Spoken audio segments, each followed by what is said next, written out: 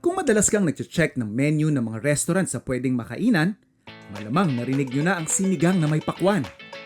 At ngayong araw, ipapakita ko kay Aidan kung paano gumawa nito sa mismong kusina nila dito sa Bulacan. Ito yung naikwento mo sa amin, something about sa pakwan. Pakwan. Anong meron? Kasi chef, nung nakikita ko kumakain kami sa restaurant, may nakikita ko sinigang, watermelon sinigang ang pangalan. Okay. Ilang beses na kami kumakain doon with my friend Bryce and Clifford. Okay. Nawiwirduhan ako. Bakit watermelon sinigang? Parang match ba yun? Weird, no? Oo, ang Weird. weird pakinggan. Hindi Okay. ko ma-imagine. Tapos sabi sa akin ni Clifford, itry mo masarap yan. Ang weird yung pakinggan, pero pag kinain mo, it makes sense now. Ang sarap. So, yun yung reason kung bakit yun yung pasalubong ko sa'yo. May dala akong watermelon, gagawa rin tayo ng sinigang using yung ating pork bones. Yes. So, for us to make this dish, sige, paghiwa mo muna ako Okay ng po, kamatis chef. at sibuyas dyan. Habang ako magsasangkot siya. Well, magsisir lang tayo ng pork ribs. Itong part na to, yung pagsisir natin dun sa pork or sa meat natin, it's actually not necessary. Pwede yung pagsama-samahin yan, pakuluan hanggang maluto yung dish. Basically, ginagawa lang natin to para lang siguro magdagdag lang ng depth doon sa flavor niya. Siguro different layers of flavor lang yung maibibigay niya by browning yung meat mo.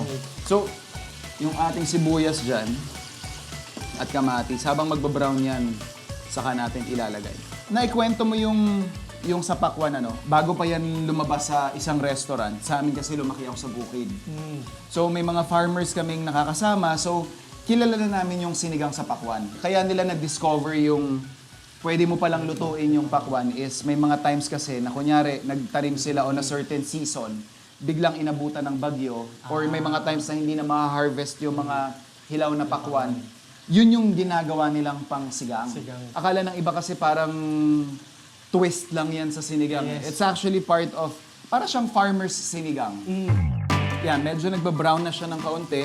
Let's just put in yung ating sibuyas at kamatis. Ngayon, kung mapapansin mo din yung cut natin doon sa sibuyas at kamatis natin, medyo mas malalaki kasi buto-buto yung gamit natin. Tsaka, typically, pag baboy naman, matagal talaga siyang lulutuin. So, gusto lang natin maisabay natin yung ingredient na hindi totally madidissolve or madudurog. Para pag sandok natin, buo pa rin yung sibuyas, may makikita ka pa rin na buo-buong kamatis.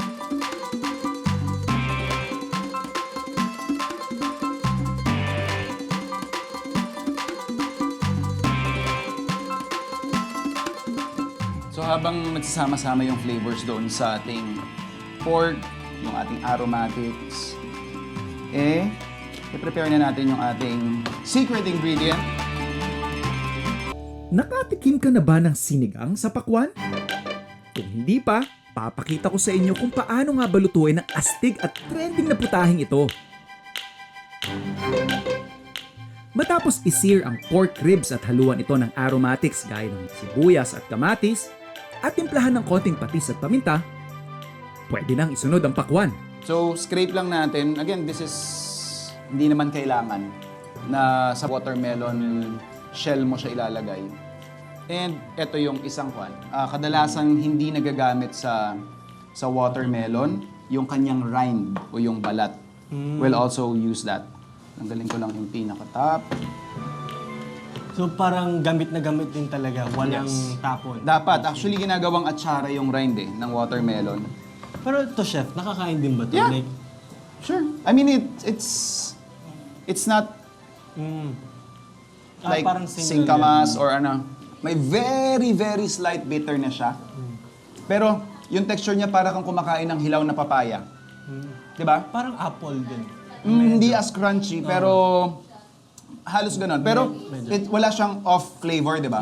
So definitely edible. So ito na, lagay na natin. If you have the time, tanggalin mo yung buto. Pero kung rock and roll lang din naman, di sama na natin siya lahat. And of course, ito yung ating hugas-bigas na pangsabaw. Tatakpan lang natin to, simmer lang natin to. This would give us around 45 minutes to an hour. Then, pwede namin serve.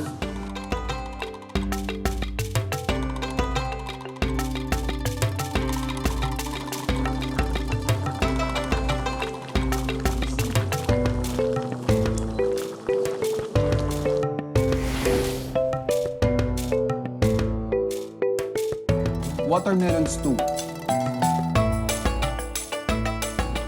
Thank you, Chef.